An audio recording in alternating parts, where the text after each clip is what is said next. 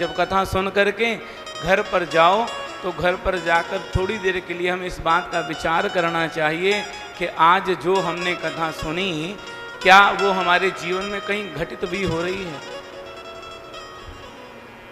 और चौथा मार्ग बताया जीवन के परम कल्याण का, भगवान की आराधना करना।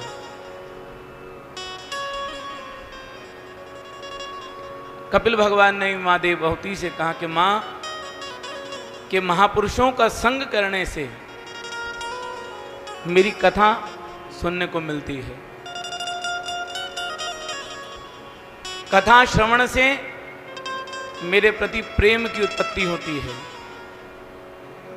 और वही प्रेम जो है ना आगे चलकर नैष्ठिक भक्ति बन जाता है और वही भक्ति अंत में जीव के अंतःकरण को पवित्र करके उसके सारे कल्मशों का अंत कर देती है। तो पहला साधन जो है भगवान की कथा को सुनना, दूसरा कीर्तन करना, तीसरा ध्यान करना और चौथा है आराधना। अब जीव का ये स्वभाव है कि जीव भगवान की भक्ति तो करता है लेकिन भक्ति भी विश्वास से नहीं करता, श्रद्धा से नहीं करता। हाँ, कि हमने कुछ भगवान से मांगा और भगवान ने वो हमें नहीं दिया, वो हमारी विनती को मंजूर नहीं किया, हमारी इच्छा को पूरा नहीं किया, तो हमारा स्वभाव क्या है, हम भगवान से ही नाराज हो जाते हैं कि भगवान ने हमारी बात नहीं मानी। लेकिन हमें इस बात का ध्यान करना चाहिए कि प्रभु हमें उस समय देते हैं जिस समय हमें बहुत ज़्यादा आवश्यकता होती है। प्रभु जानते हैं हमें कब चाहिए, किस समय चाहिए, किस स्थिति में चाहिए और किस अवस्था में चाहिए।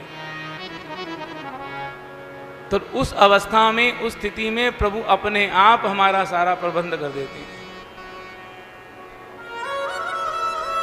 भवानी शंकरौ श्रद्धा विश्वास रूपिणौ। भगवान के अंदर श्रद्धा और विश्वास अगर हमारा होगा तो हमारी भक्ति भी दृढ़ हो जाएगी।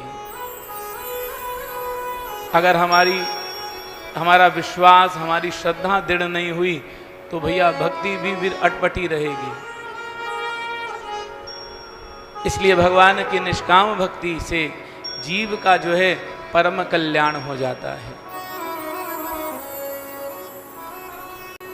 सूत जी महाराज सोनकाद ऋषियों से कहते हैं, सोनकाद ऋषियों, एक बार नारद